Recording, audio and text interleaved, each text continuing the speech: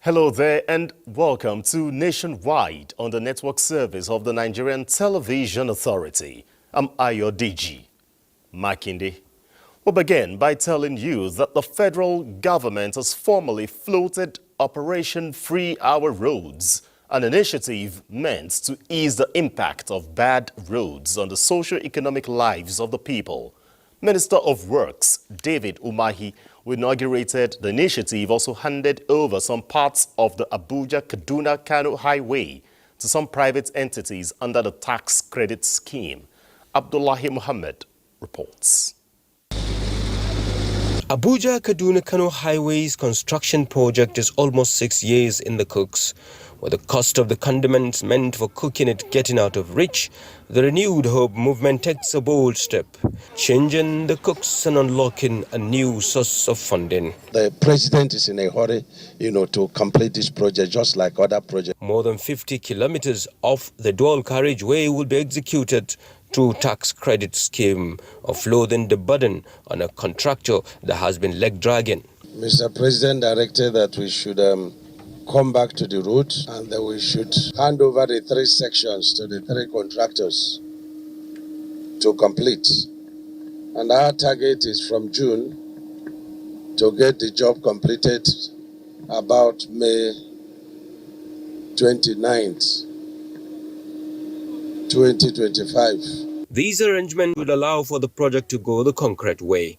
But the Minister of Works, David Umahi, came with another directive from Mr. President. And the program is Operation Free Our Roads, which is meant to free the nation's roads from bottlenecks. Using the contingency in the contracts to procure palliatives and free all the roads. In the Niger Delta, lumps and sharp sands and stone base will be needed. But in other most parts of the country is to put stone base, use grader to grade it off after compacting it so that it levels with the existing pavement so that vehicles can move freely. Now that all the contractors will be working simultaneously with one side of each of the road under construction rehabilitated, there's no doubt road travels will be more thrilling. In Abuja, Abdullahi Muhammad, NTA News. The leadership of the National Assembly is restating its commitments to promoting gender-responsive legislation and budgeting that will push for genuine policies to gender mainstreaming in the country. President of the Senate, Godswill Akpabio, stated this in a message at the workshop organized by the National Institute for Legislative and Democratic Studies for female members of the National and State Assemblies in Abuja. Muhammad Rabiu Ali has details. In line with the theme, the workshop focuses on legislative interventions in addressing the intractable challenges around gender equity and political participation. I came to tell women that the National Assembly has got your back. We will continue to make laws that erase the imprints of gender inequality in our national consciousness. When we thought that the new gender policy was already receiving attention from the government for improved participation of women in decision-making processes, the 2023 general election was a major setback. The process does not involve creating separate budget for women or aim solely to boost spending on women program only. Instead, it helps government understand how they may need to adjust their priorities and reallocate resources to live up to their commitment to achieving gender equality and advancing women's rights. As Nigeria continues to join the League of Countries making steady progress in gender equity, experts believe women must remain resolute and committed in playing critical roles beyond the legislation. It's because of these gender-sensitive men. That's the reason why we have the level of gender equality. If they were not supporting us, we will not even arrive where we are. We need to convince them that gender inclusion is not just about women. It is for national development. Let us advocate for budgets that prioritize equity, inclusiveness, and sustainability. At the end of the workshop, stakeholders agreed that achieving set objectives requires collaboration by all key players in gender matters. In Abuja, Muhammad Rabiu Ali, NTA News. The prompt assent to the new national minimum wage is a demonstration of President Tinubu's commitments to improving the well-being of workers. The special advisor to the President on National Assembly matters, Senate Bashir Lado, said this while highlighting that the assent was a promise kept and commended the President, the National Assembly and organized labor for their roles in making it a reality. In urging workers to put in their best for the growth and development of the country, Lado says impact of other people-friendly policies initiated by the administration will soon be evident. Minister of State for Youth Development, Ayodele Olawande, says aggressive engagement of youth through the renewed hope mantra of President Tinubu is key to changing the ugly narrative of youth restiveness, drug abuse and other social vices. The minister stated this when he paid a courtesy visit to the management of Northeast Development Commission to seek collaboration in the area of youth development in the region. Ilyasu Yakubu reports.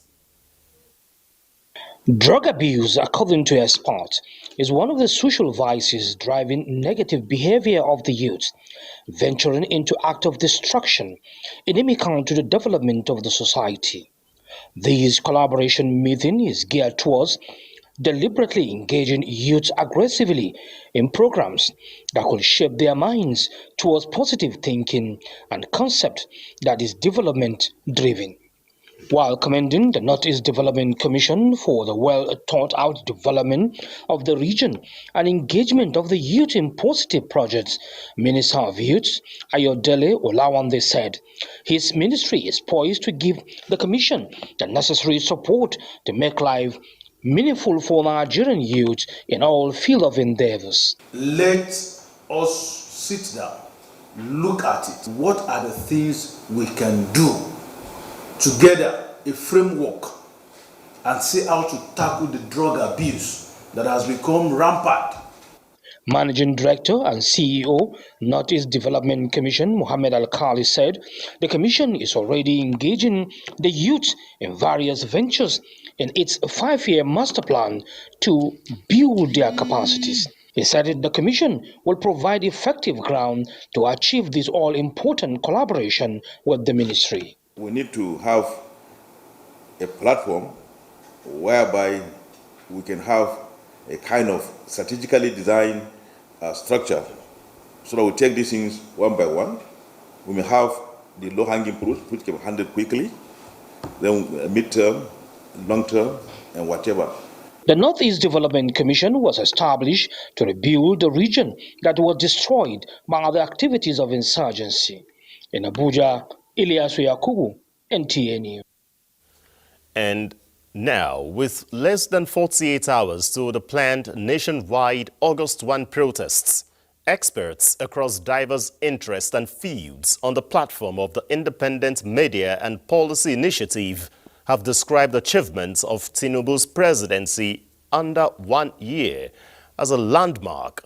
The group, led by famous investment experts Niyi Akinshiju, said the Tinubu administration has boldly taken measures that are difficult but ultimately essential in changing the approach of economic and political governance of the country.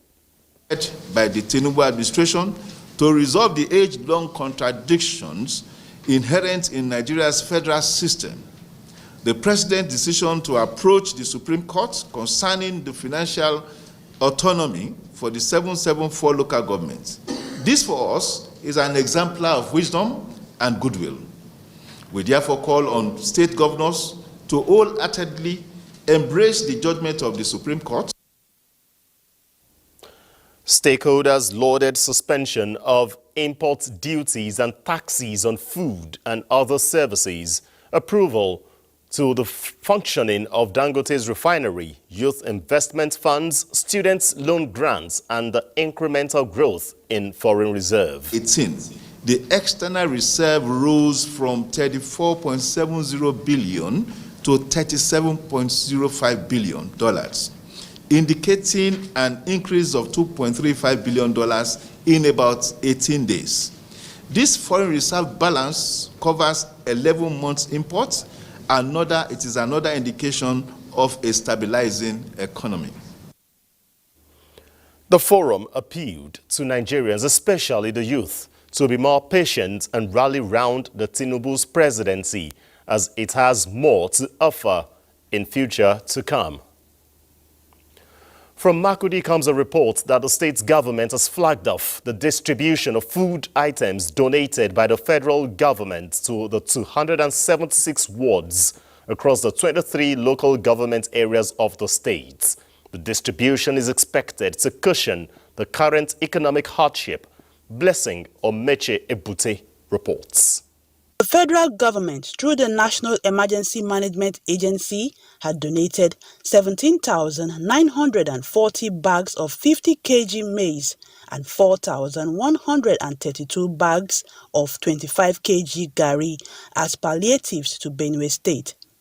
According to the Executive Secretary, State Emergency Management Agency, James Yopo, the vital food items are intended to reach the most vulnerable groups, which include widows, orphanages, the elderly, government schools, religious bodies, and the physically challenged across the 276 council wards in the 23 local government areas.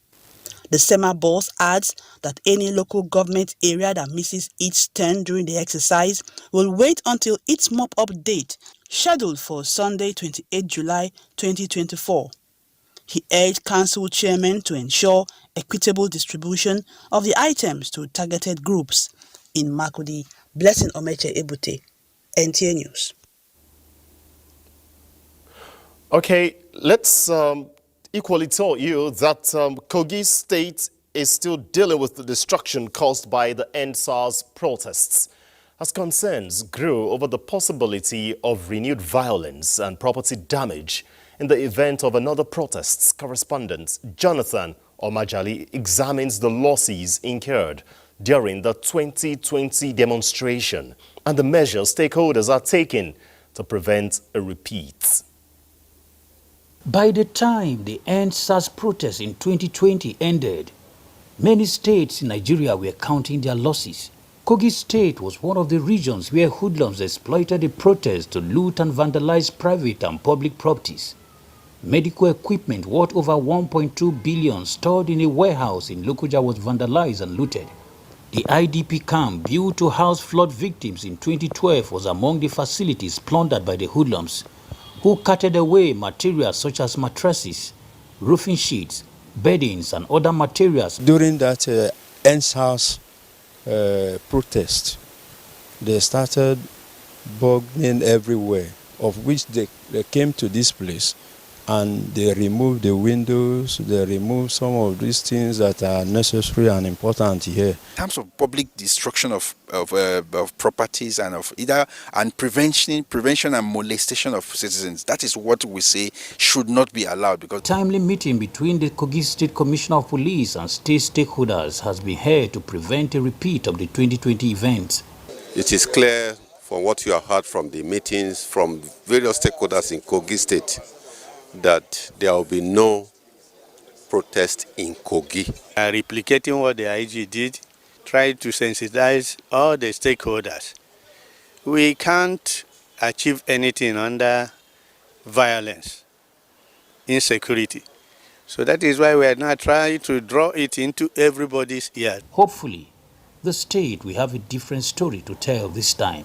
Jonathan Omajali, NTA. All right, Jonathan Omajali is expected to join us to give us insight into the measures being taken to prevent future damage in the state. Jonathan, your report indicates that the state is still grappling with the damage recorded in 2020, particularly the IDP hostel that was intended to house flood victims. Do tell us more about that. So of course, you are right. The state is still grappling with the destruction of 2020. Just after that incident, the state government came up to say that it lost over 44 billion naira. This IDP camp, for instance, was built in 2012 to house victims of that year's flood. Over 4,000 victims made their way to this place to find solace, not just flood victims from Kogi State. Some of them came from Benue State. And of course, they had a very good time here. Sadly, in 2020, during the attack, the NSAS attack, this place was boggled. You look around, you see that the windows are all gone. The doors have all been destroyed, the fittings, the electrical, the fans, everything. You go inside and you will almost be brought to tears with the level of devastation that took place here. For about 4 days, the vandals laid siege on this place. What they couldn't destroy or what they couldn't make away with, they destroyed until this place became a wreck. Just before we came up for this discussion, I took a walk around, and these are some of the things that you can find, the ruins of the destruction that took place in 2020. Of course, the state government will have to fix all of these in the event of another flooding. But your guess is as good as mine. It is going to be at the expense of public fund with scarce resources that should be channeled into other people-oriented projects. And you attended the stakeholders meeting, the State Police Command Headquarters. What can you brief us about discussions from that meeting? A lot of issues were raised in that meeting, particularly with regards to devastation, vandalization, with what we experienced in 2020. And we had representatives of NLC, TUC, Students' Union, religious leaders who were all present. And part of their resolve was that they would not allow a repeat of what happened in 2020. Of course, the representative of the governor said security will be beefed up ahead of that protest, so they don't take chances. But he also added that they will be civil. The police and other security personnel will be civil in the discharge of their duties so that there's no threat to lives of those. Jonathan, I'd like to, for your contribution from Lokoja there on efforts being taken to ensure that the planned protest on August 1 has no violence included. All right, Jonathan Omajali there in Lokoja. Well, this is Nationwide on the network service of the Nigerian Television Authority. Diba Barry is in our Port Harcourt Network Center, and of course she has more on Nationwide. Port Harcourt. There are rising concern over the proposed nationwide protest as some call for caution and vigilance on the part of security agencies to forestall any form of violence while urging protesters to comply to the rules. Kingsley Amaji reports. Some of the proponents, the reality in the country makes it expedient for the young people to come out and express their displeasure as provided by the nation's constitution. The needful is that let them just first lower the cost of prices of things so that people can afford. They should do the needful. And I bought a liter of fuel at the rate of 1,200.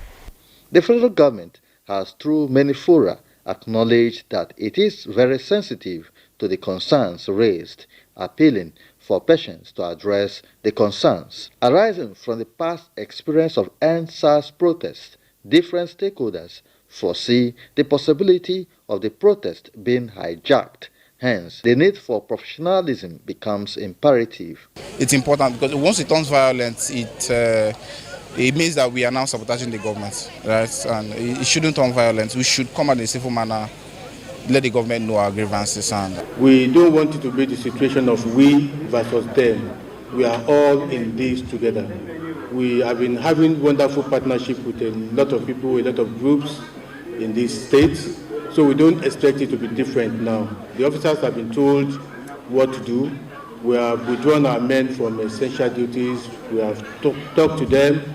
They have been trained again and again. We are ready to hold any situation that brings itself to us. At the moment, some youth leaders are also considering the implication the protest will have on security and economy, advising those aggrieved to allow the government more time to respond. It's our president. He'll make things right for us. We'll give him some time. For me, I've told my group we are not going to protest because by protesting it might be peaceful, but woodlump my Jackie, so we are avoiding those scenarios. Observers are of the view that patriotism is what is needed at this critical time, warning against actions that will be inimical to peace and development in the country. In Port Harcourt, Kingsley Amajiri, NTA News.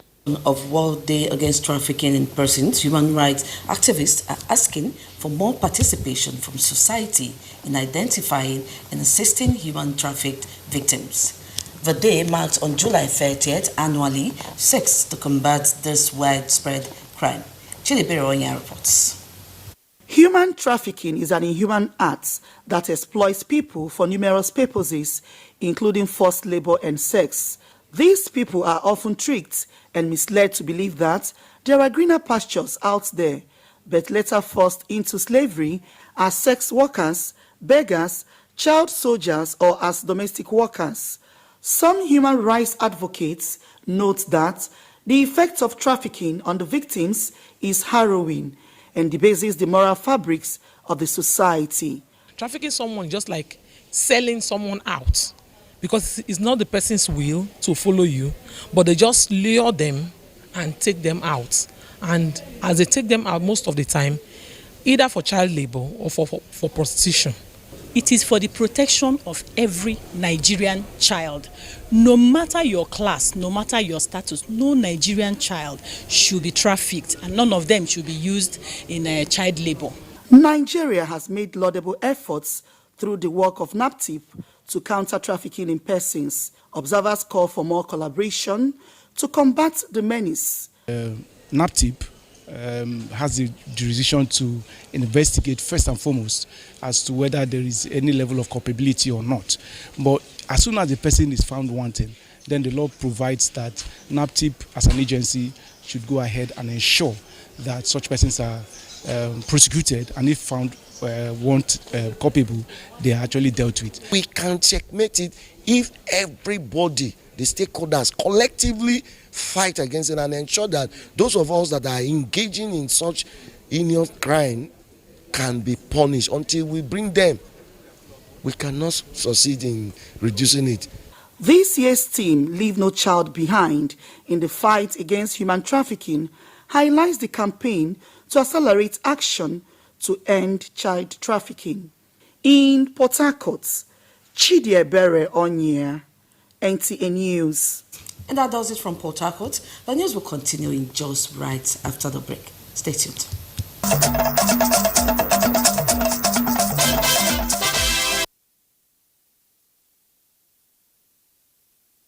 Joining us in our Just studio. Ahead of the planned nationwide protest, a youth group under the aegis of the Plateau Communities Leaders Youth Coalition is calling on youths in the state not to participate in the envisaged protest in view of its negative effects on the country. This was while addressing newsmen in Jos. Bilkis Nuhu has details. Seated here are leaders and members of the youth group under the aegis of the Plateau Communities Youth Leaders Coalition. The focus of the gathering was to discuss ways of ensuring that youths are discouraged from participating in the planned protests. We use this medium to call on our beloved Plateau State youths to desist from joining a protest that undermines the relative peace we are currently enjoying in the state. We also urge our people to protect their communities from elements seeking to cause pandemonium to further their hidden agendas, which are contrary to the peace and stability of our dear state. The group says the call for youths not to join the protest has become necessary in view of its devastating effects on the economy and the nation at large. Although they have the right to protest, national security should not be undermined, the group says. They appeal to the federal government to urgently address the economic hardship as it works towards economic prosperity of the country. In Jos, Bilkis Nuhu, NTA News. The role of law enforcement officer is not just to enforce the law, but to serve and protect communities, uphold justice, and maintain public trust. Commandant, Police Staff College Jos, Assistant Inspector General of Police, Adebo Wale Williams, stated this while inaugurating operational leadership and command course in the institution. Ijama Ozemena has the report. The Operational Leadership and Command Course 2024 is designed for the rank of Deputy Superintendent of Police to cover all aspects of policing. The course will address some of the security challenges in the country and improve advanced surveillance technologies as well as international cooperation. Commandant of the college urges the participants to uphold the core values of integrity, professionalism, and respect. I have confidence in each and every one of you to successfully complete this course and emerge as competent leaders ready to tackle the complexities of modern policing. Remember, leadership is not about the title you hold, but the impact you make and the lives you touch. The AIG says their proficiency and marksmanship in weapon handling will be tested and improved upon. The skills and knowledge you will acquire during the course will not only enhance your professional capabilities, but also empower you to make a positive impact in the lives of those you serve. The Operational Leadership course has as its theme analyzing the impact of the ongoing international conflicts on crime in Nigeria, concerns, obstacles, and approaches. In Jos, Ijoma Ozemena, NTA News. And that's our contribution from Jos. Nationwide continues in our Abuja studio with Ayo Deji. Marina Jos Network Center, I'd like to appreciate you. Back here in Abuja, reports say telecommunication service providers have complied with the Nigerian Communications Commission's directive for SIM cards blocked as a result of non-linkage to the national identity number to be reactivated. Telecommunication subscribers say the deactivation, which caused unpleasant reactions, has negatively affected their livelihoods and businesses, Olajide Bello reports. For reasons best known to them, they are making people to find it difficult to register the thing. Even when you go physically to register in their offices, you come in the morning, you stay till evening. Sometimes they will tell you to come the next day. Elochukwu Onyora, a civil servant in the Federal Capital Territory, recounting the Herculean task of linking the National Identification Number NIN to the Subscriber Identification Module SIM cards. Left for him, as the world is adopting technology in all spheres of human endeavors, such should be replicated by service providers. Others, like Elochukwu, also had similar tales to tell. I was surprised and I registered with the NIN. My plan was on Monday, okay, let me go to ATN office to go and find out. So when I wake up on Monday morning, I just kept my phone on the table. I just see my phone around. It affected my mom.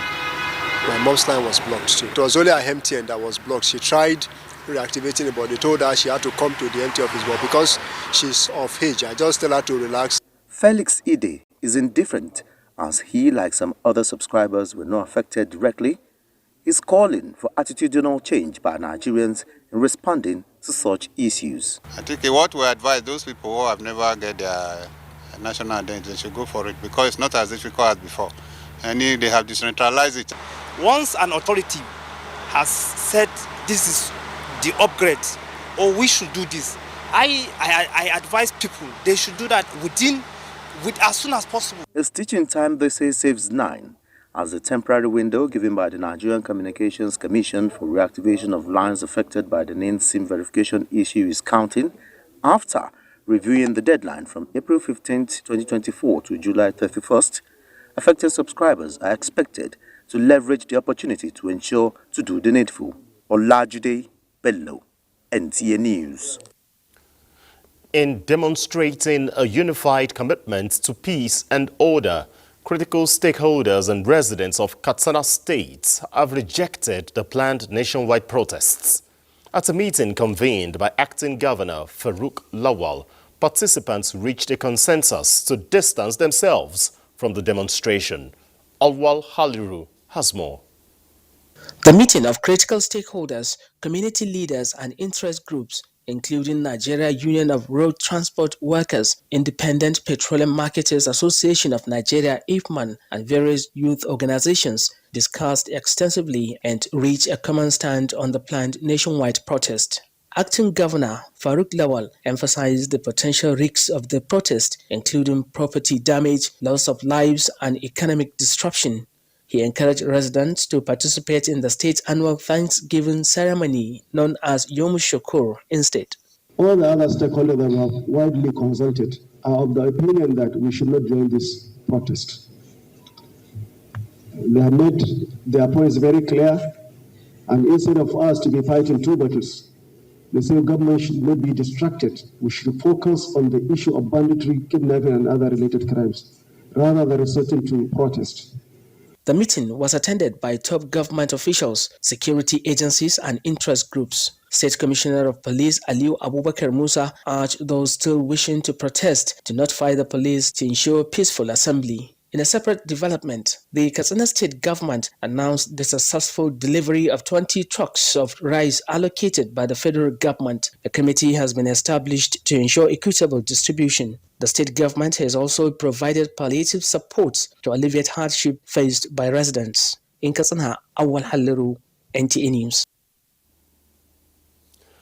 As the world marks the 10th edition of International Day Against Trafficking in Persons, stakeholders say it is crucial to accelerate action to end human trafficking, especially addressing issues of child trafficking. Correspondent Diana Ajale takes a look at efforts by the governments and organizations in combating this menace and other related forms of abuses.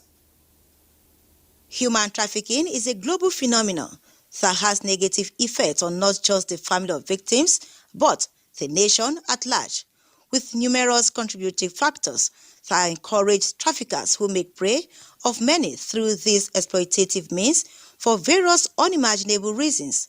All this other side of human trafficking that leads to abuse, that leads to rape, that leads to even death, that leads to, sexual enslavement, that also leads to forced labor, will be eradicated, will be reduced drastically. So that's the best way to go for a government. We must be able to tackle poverty. It is also heartbreaking that children have become victims of this ugly trend. Available statistics by the United Nations Office on Drugs and Crime indicate that 1 in every 3 victims of human trafficking globally is a child.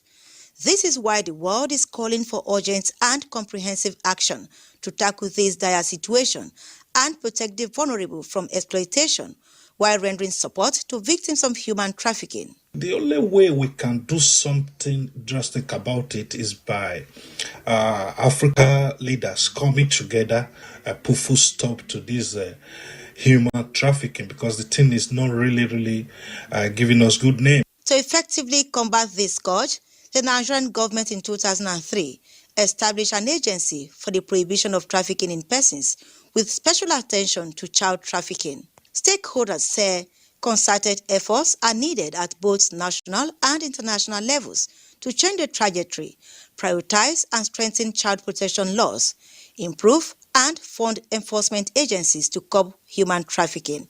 In Lagos, Diana Ajale, NTA News. Well, we'll now go over to Lagos for more on that particular report by Diana Ajale, and Lanre Bilei will be giving us an update on the issue of trafficking in persons. Lanre, it's good to see you. Seems you've been up for a while, but right now trafficking is a big challenge. 10 years marking different strides by some of these criminals, but this particular business has been worrisome. No doubt. How alarming is this menace? Criminals, I call them predators. They prey on these young individuals. And the new trend now is Japa syndrome. Whenever young Nigerians hear Japa, their tail is up and they would like to know what is going on. Without knowing the destination, without knowing how they are going to get there. And this fuel this trafficking in persons, fuel trafficking in young Nigerians. And the style they use now is that I'll pay for everything, all the documents, all the traveling documents that you are going to use to travel out of the country. And they tell the parents too. That's what we find out. They tell the parents that we are going to pay for it. And the civil societies and government agencies are saying, if it is too good to be true, beware. That somebody is going to pay for your traveling documents that are going to take you out of the country without you paying a dime means something is off, something is fishy. So they are telling the people. That's why we are here at the Maitu International Park. This is a park that if you are traveling outside the country, to countries like Benin Republic, Togo, Ghana, and so on, other countries like that in West Africa, contiguous countries to Nigeria, this is the park they come to. And this park has been identified as one of the parks these people use to traffic young Nigerians out of the country. Well, it's alarming, so to say, because they target the males and the females, and they are using different strategy for the males and the females to traffic them outside the country. For the males, they will say you go there to work. For the females, they will say you go there to do work too, but actually it's prostitution and all kinds of things that are mentionable on camera, and that is what is going on right now. This park is one of the parks being identified, and there's various enlightenment programs going on the park like this. And the civil societies are saying that they are going to, religious centers, churches, mosques, communities, landlord associations to talk to the people, because some things are being identified as the things that these people use to traffic young Nigerians out of the country. Ayo.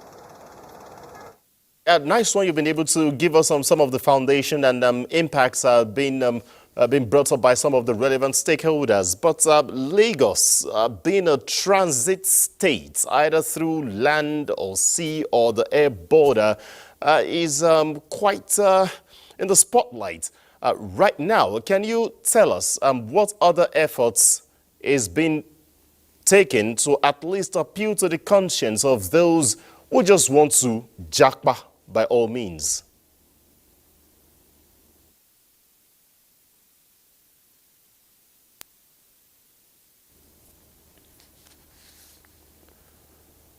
Well, for sure, Lanre has not jackpot. It's just a bit of technical glitch there in Lagos. But if I can join him in the course of the bulletin, it will be giving me that update concerning trafficking of persons in the country. Let's now go back also to Lagos, this time around not at the park, but in the studio, where Adeola will be giving us the next set of reports.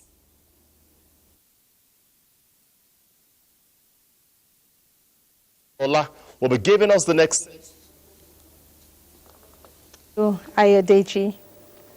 Now, to address human trafficking in Nigeria and neighboring countries, more stringent measures must be put in place by the government and relevant organizations. This will reduce the illicit trade to the barest minimum to salvage human dignity. Joel Bobola reports that this is the thrust of this year's International Day Against Human Trafficking, which seeks to ensure no one is left behind. International Day Against Trafficking in Persons, observed annually on the 30th of July, is aimed at putting trafficking in persons in the spotlight. This multi-billion-dollar illicit trade, which robs people of their freedom, has had far-reaching negative impacts on nations across the world, with third-world countries being the worst hit. And people say it's a billion-dollar business. But what the trafficking does is that the people that survive the trafficking, they are brutalized, they are damaged and traumatized. Such people, is very difficult to rehabilitate them. When somebody is coming to pay for your transportation, to any country, and you are not in any way related, you have not done anything to that person, you must be saying, is this not too good to be true? That is one, we all have to be at alert, to see that, there must be something, behind this, and ask questions. The National Agency for Prohibition of Trafficking in Persons, NAPTIP, and other agencies, apart from combating this illicit trade, has been enlightening Nigerians on the inherent dangers of human trafficking. But stakeholders believe more should be done in the areas of enforcement. So we have to create more awareness. We have to sensitize the public, even the parents. We have to involve them in programs. When we follow up on them, the report we get is that their parents have sent them back. With the team hinged on ensuring no one is left behind, respondents agreed that concerted efforts from all stakeholders is required to change the narrative and reduce the frightening statistics of human trafficking. In Lagos, Joel Ukbola, NTA News. The tension and aggression that permeated the atmosphere at the service centers of major telecommunications network providers in Lagos on Monday has disappeared, giving room for calm and peaceful activities. Michael Olaleye reports that Lagos residents singled out the timely intervention of a Nigerian Communications Commission (NCC) directing the reactivation of all blocked lines not linked to NIN as the saving grace. The race for accuracy on the National SIM ownership database has been on for a while, with the Nigerian Communications Commission (NCC) forced to adjust the deadline for SIM linkage on several occasions. With the set date of July 30 in view, most mobile lines were blocked to the displeasure of owners, and in Festac Town, for instance, this viral video paints a vivid picture of the outrage and frustration. In corporate management, it is important to recognize what is called emotional intelligence. MTN made a very big mistake by not gauging the temperature of the moment. Government at all levels, federal, state, and local, have been making desperate efforts to calm tensed nerves. And this is the worst time for one to begin to toy with communication. Maruf Ahmed is one of the subscribers whose SIM was recently blocked, and according to him, the disappointment that comes with loss of communication cannot be quantified. I was also involved. My line was blocked, but this morning when I reinstalled my SIM, I discovered that it has the blockage has been lifted. So it's okay.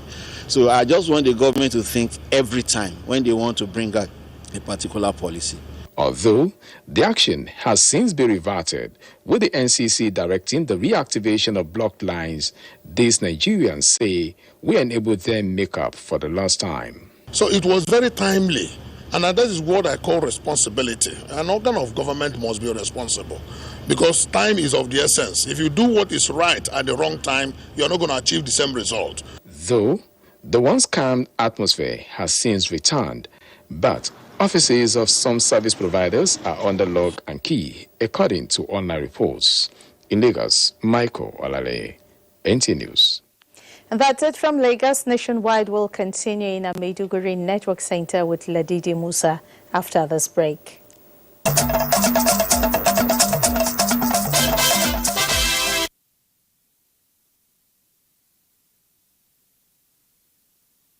To Maiduguri, Over 200 junior and senior officers of Joint Task Force Northeast Operation Hadinkai have participated in a one-day seminar on transformational leadership towards enhancing warrior ethos in the Nigerian Army for combat efficiency within the theater. The event was put together by the Department of Army Transformation and Innovation, Army Headquarters. Abubakar Musa reports. The Nigerian Army strongly believes that adopting contemporary modus operandi is indispensable in overcoming all forms of security threats bedeviling northern Nigeria, hence organizing this seminar for junior and senior officers of Joint Task Force Northeast Operation Hadinkai. Declaring the event open, Nigeria's Chief of Army Staff, Lieutenant General Taurit Lagbaja, represented by the Theater Commander, Joint Task Force Northeast Operation Hadinkai, Major General Waidi Shaibu, while explaining that the seminar is meant to enhance level of awareness on chemical, biological, radiological, and nuclear terrorism, implored the participants to bring the knowledge acquired to bear in the theater. Various papers were also presented, especially on the need to enhance warrior ethos and winning mentality by resource persons. The essence at the end of the conference, their warrior ethos will ensure that they are able to meet any challenges that is before them. But just the basic item is to enhance their warrior ethos and battlefield mentality. This seminar is expected to raise awareness of troops on the myriads of complex security challenges in northeastern Nigeria and the country at large. In Maiduguri, Abubakar Musa, NTA News. In recognition of the global influence of journalists in shaping agenda for social reintegration and peace-building initiatives, the Borno State government, in collaboration with developmental partners, organized a one-day sensitization workshop for media practitioners, emphasizing on their critical role as stakeholders of the peace-building initiatives. Mohammed Goni reports. The workshop is part of efforts towards ensuring the success of the reintegration and peace-building initiatives of the Borno State government. Commissioner for Information and Internal Security, represented by the Ministry's Permanent Secretary, Mustapha Ali, commended Governor Zulum's initiative in reforming Borno State, noting that the Borno model of reintegration has seen over 162,000 repentant Boko Haram insurgents earning the state global awards. The critical role of media as public influencer is to hear the advantage of facilitating the surrender, reintegration of low-risk insurgents. Now watch National Chairperson Aisha Ibrahim Kwayabra, who commended the Borno State government and other partners, said the workshop will no doubt enhance journalists' understanding and capabilities for better impact. NUJ Chairman Borno State Chapter Dauda Ilia reiterated the importance of media in facilitating social reintegration efforts. Former NUJ Chairman Mohamed Alfa delivered a lecture underscoring the pivotal role of journalists in fostering social reintegration and peace building in Borno State. The workshop is expected to equip journalists not only in Borno State but across Nigeria with enhanced knowledge to fulfill their obligation as agenda setters and partners in peace building initiative. In Maiduguri, Mohamed Goni, NTA News. That does it from Maiduguri. Nationwide continues with Ayodeji in Abuja. It's back to you. Thanks, Radidi, in our Maiduguri Network Center. President Bola Ahmed Tinubu congratulates its longtime associate, Senator Segun Bamigbeto Baju, on his 70th birthday.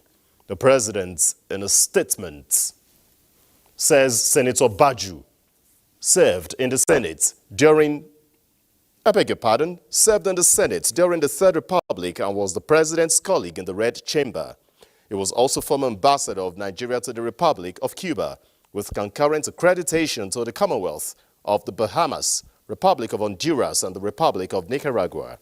President Tinubu extols the sacrifices and commitment of Senator Baju to the advancement of Nigeria, commending him for serving the nation at a time of great uncertainty when the demands of nationhood set apart true patriots. The president joins family, friends, and well-wishers to celebrate the elder statesman on this milestone and wishes him good health and many more eventful years.